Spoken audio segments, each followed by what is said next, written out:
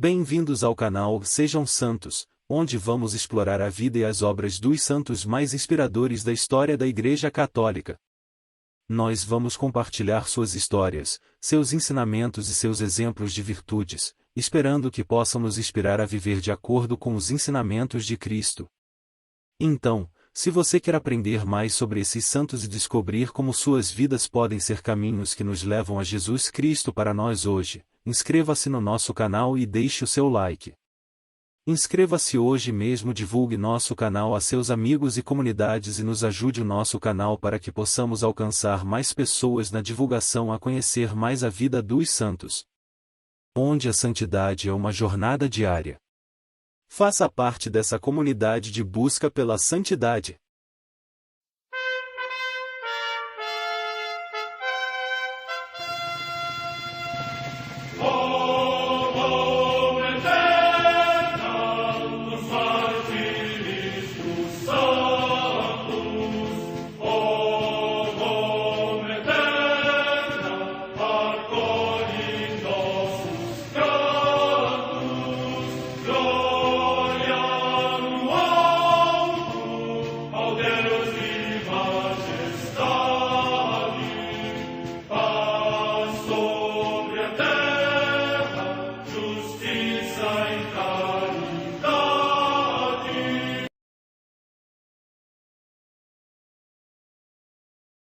Ler a vida dos santos desperta em nós o desejo de seguir a Cristo.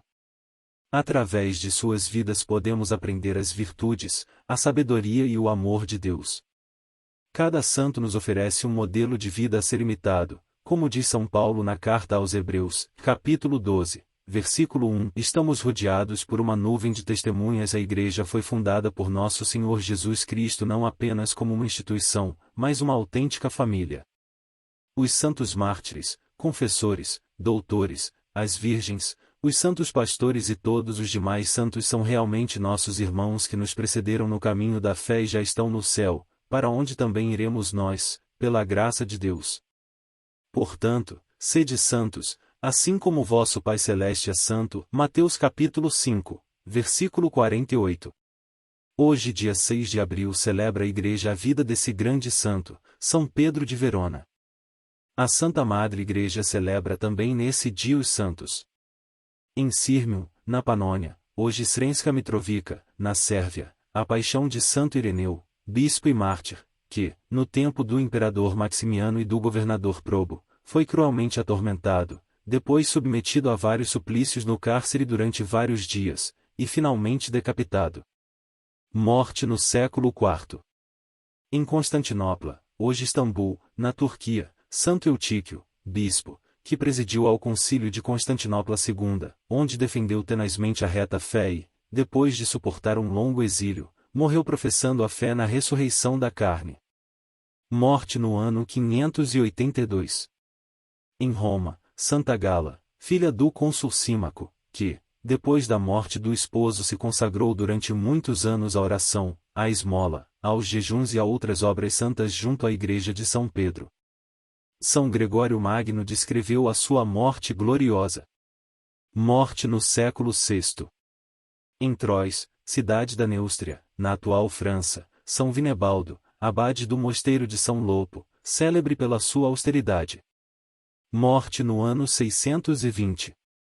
Também em Troyes, São Prudêncio, bispo, que compôs um compêndio do Saltério para os itinerantes, coligiu um florilégio de preceitos para os candidatos ao sacerdócio tomados da Escritura e renovou a observância dos mosteiros. Morte no ano 861.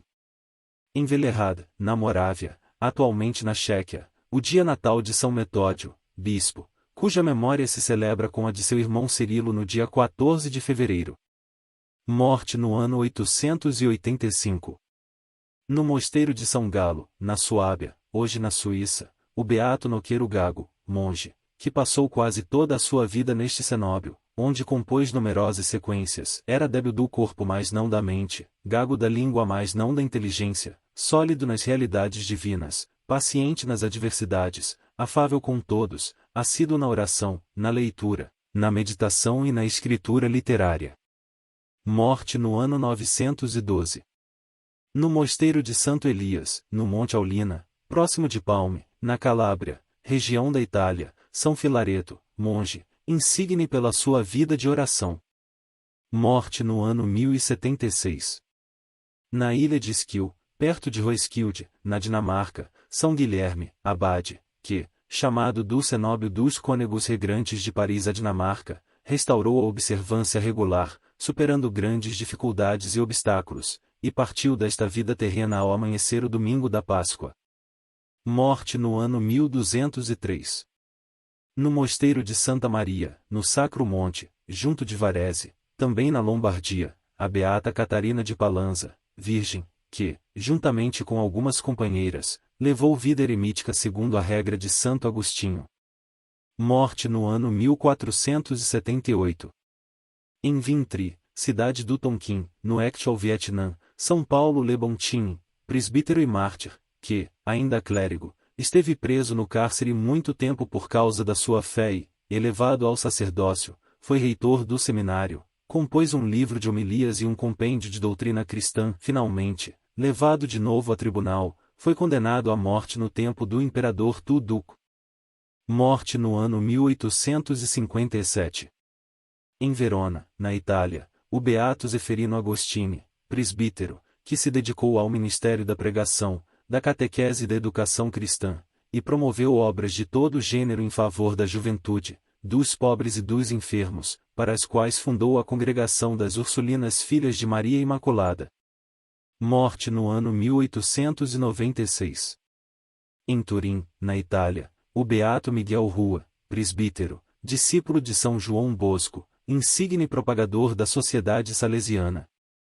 Morte no ano 1910.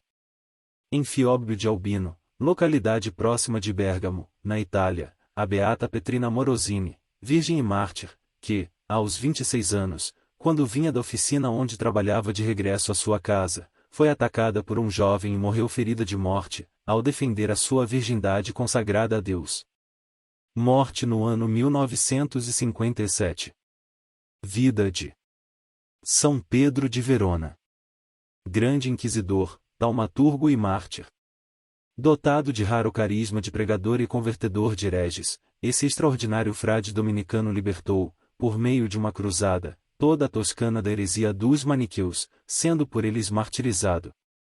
No domingo, 5 de abril de 1252, dois frades dominicanos viajavam pela estrada que liga a cidade de Como e Milão, na Itália. Enquanto caminhavam, iam rezando o saltério. De repente, saindo da mata, dois homens os atacaram, desferindo sobre um deles terrível golpe de massa. O frade caiu por terra e, lentamente, molhando 2 dedos no próprio sangue, escreveu no chão, e credo. Mal tinha acabado a escrita, cravaram-lhe um punhal no coração. Morto o grande inimigo de sua seita, a seita dos cátaros ou maniqueus, os dois hereges lançaram-se sobre o outro dominicano que, de joelhos, rezava, matando no mesmo instante. Esses frades assassinados tão barbaramente eram 2 filhos espirituais de São Domingos. Um deles, Pedro de Verona, o inquisidor-mor de toda a Itália, era tão grande pregador e polemista, que os hereges tinham sido obrigados a proibir seus correligionários de ouvi-lo devido ao número de conversões. O outro, era seu companheiro, Frei Domingos. São Pedro de Verona tinha tal fama de santidade, que foi canonizado no mesmo ano de sua morte. Sua festa é comemorada no dia 4 do corrente. Lírio nascido no lodo. Nada pode ser mais favorável para a formação de um santo do que um lar verdadeiramente cristão, pois de uma árvore má não pode sair um bom fruto. Mas a providência pode abrir exceções a essa regra, e muitas vezes abre. Foi o que sucedeu com São Pedro de Verona, filho de pais hereges maniqueus. Como nota um biógrafo seu, parece que havia nascido com uma aversão natural pelas máximas desta abominável seita e a todos que pretendiam encaminhá-lo a ela. Prevenido por uma graça oculta, igualmente desprezava, mesmo antes do uso da razão, os afagos, carícias, solicitações bem como as ameaças, golpes e maus tratos dos que desejavam, com a maior ânsia, instruí-lo desde cedo nos elementos de sua heresia. E, como os hereges não tinham escolas na cidade, o pai enviou a um professor católico para aprender as primeiras letras. Este semeou no coração do pequeno Pedro, ávido das verdades eternas, os fundamentos da única religião verdadeira, a católica. Certo dia, um tio herege dos mais fanáticos, encontrou-se com um menino que voltava das aulas, e o interrogou sobre o que estava aprendendo. Pedro inflamou-se então na explicação do símbolo dos apóstolos, do credo, que refuta o erro fundamental daqueles hereges. Por mais que o tio argumentasse, o menino defendia com ardor o que aprenderá. Preocupado, o herege foi procurar o irmão e alertou-o no sentido de que, caso não impedisse o menino de continuar a frequentar as aulas, este estaria perdido para a seita. O pai de Pedro, seja por não ser dos mais fanáticos maniqueus, supondo talvez que depois de adulto, ser-lhe-ia mais fácil convencê-lo, deixou-o com o professor. E, mais tarde, enviou-o à Universidade de Bolonha. Era lastimável a corrupção de costumes que reinava entre a juventude daquela universidade. E é verossímil que isto mesmo movesse o pai de Pedro a enviá-lo para lá, parecendo-lhe que, uma vez que a licenciosidade de costumes lhe estragasse o coração, seria então fácil apagar dele as impressões da doutrina católica. 2 Mas Deus preservou do vício como tinha protegido da heresia. Foi em Bolonha que Pedro tomou conhecimento de uma nova ordem de frades pregadores e de seu fundador, Domingos de Gusmão, em cujo hábito, negro e branco, estão refletidas as duas virtudes que ele mais amava, a humildade e a pureza.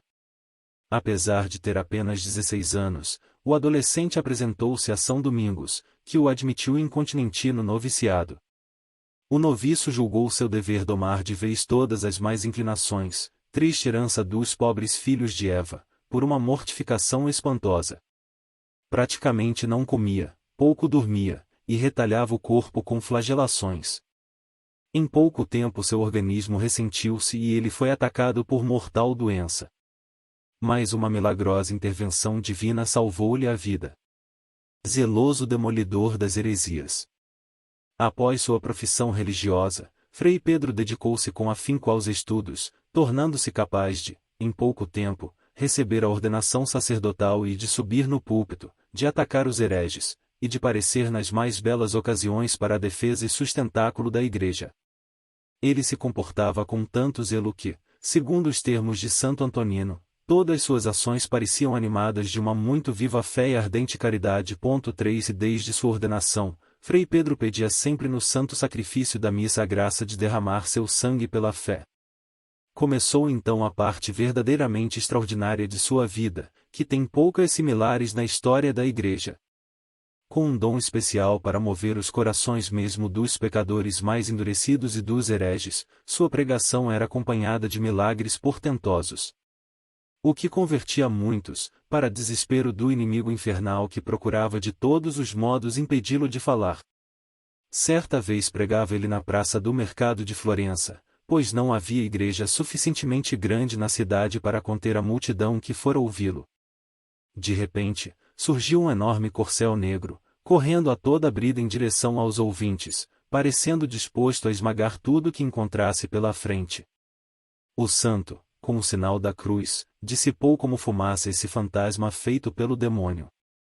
De outra feita, depois de uma pregação, um rapaz pediu para se confessar. Acusou-se de ter dado um pontapé em sua mãe. Frei Pedro repreendeu-o severamente, dizendo-lhe que por esse ato ele merecia ter o pé decepado. O infeliz ficou compungido, mas interpretou mal a admoestação do santo, pois chegando em casa, cortou o pé. Houve um vozerio contra Frei Pedro, acusado de imprudência. Este foi até a casa do penitente, pegou-lhe o pé decepado, e com uma bênção juntou de novo a perna. Como os líderes dos hereges estavam desesperados pelas perdas que sofriam, um deles resolveu desmascarar o santo. Eu vou, disse-lhe aos seus, fingir-me de doente, e aproximar-me-ei dele com a multidão, ele impor-me-á as mãos e dir-me-á que eu estou curado. Então eu declararei sua impostura. E fez isso. Frei Pedro, no entanto, disse-lhe, se estás doente, sejas curado, se não, fiques doente. No mesmo momento, o homem foi atacado por uma terrível febre, que o levou a um estado desesperador. Confessando sua falta, pediu ao santo que tivesse pena de sua alma e de seu corpo. Fez uma abjuração de seus erros e foi curado. Numa outra ocasião, um pseudo-bispo dos maniqueus desafiou o santo para um debate público. Como o sol estava abrasador e ele não conseguia refutar os argumentos do santo, para provocá-lo e desviar o assunto, disse-lhe: por que não pedes ao teu Deus que nos envie uma nuvem para nos proteger? Falo-ei da melhor vontade, respondeu o servo de Deus sem hesitar, se me prometeres abjurar tua heresia, caso vejas a oração ouvida. Isto foi aceito. Então disse Frei Pedro, para conhecerdes todos, e confessardes a uma, que o nosso Deus, único onipotente é o Criador das coisas visíveis e invisíveis, peço-lhe, em nome de seu Filho Jesus Cristo, que nos envie uma nuvem para nos defender dos raios do sol. E ao fazer o sinal da cruz, imediatamente apareceu no céu sereno uma nuvem amena que aliviou a todos. A fama do grande taumaturgo precedia-o nas cidades, sendo ele acolhido com o repicar dos sinos das igrejas. Todos queriam receber sua bênção, vê-lo de perto, tocá-lo. Foi mesmo necessário, em Milão, preparar uma cadeira portátil fechada, para protegê-lo da multidão em seus deslocamentos de um lugar para outro. Coloque-os com 3 bem-aventurados celestes. São Pedro de Verona foi muito favorecido com visões celestes. As virgens e mártires Santa Catarina, Santa Inês e Santa Cecília frequentemente lhe apareciam, e tinham com ele familiar entretenimento.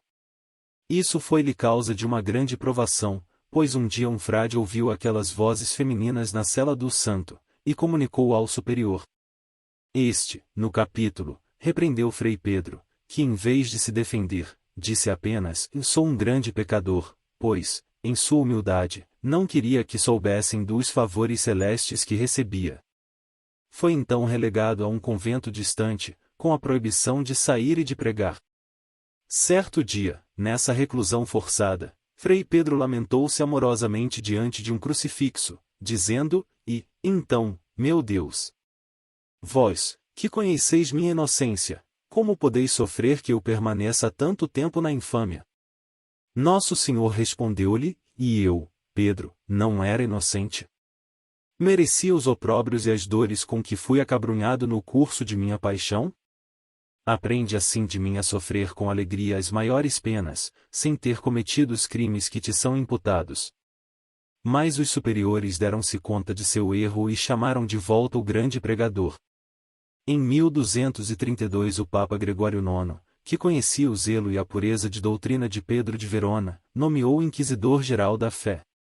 Foi enviado então a Florença para examinar uma ordem religiosa que estava surgindo, fundada por 7 varões daquela cidade. Graças a seu testemunho favorável, a Ordem dos Servos de Maria foi confirmada.